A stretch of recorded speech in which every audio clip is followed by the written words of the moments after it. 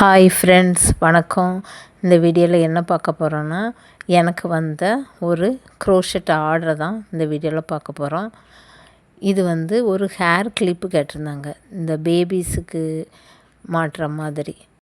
இந்த ஹேர் கிளிப்புக்கு இப்படி வரணும் அப்படின்னு சூஸ் பண்ணது எல்லாமே கஸ்டமர் தான். அவங்க தான் ரெட் கலரில் ஃப்ளவர் மாதிரி வேணும்னு கேட்டாங்க.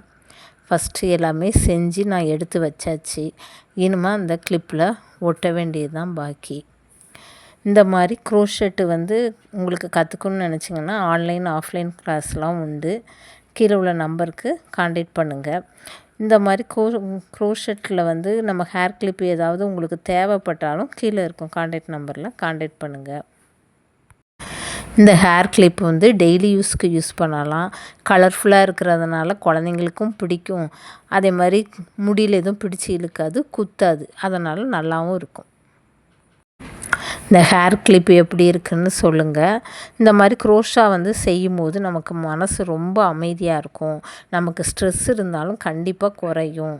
ஏன்னா நம்ம அந்த பேட்டர்ன்லாம் கவுண்ட் பண்ணி போடும்போது கண்டிப்பாக ஸ்ட்ரெஸ் லெவல் குறையும். எங்கள் சேனல் பிடிச்சிருந்துச்சுன்னா லைக் பண்ணுங்கள், ஷேர் பண்ணுங்கள், மறக்காமல் சப்ஸ்கிரைப் பண்ணி வச்சுக்கிடுங்க. லாஸ்ட்டு நான் ஒரு புக்கு படித்தேன்.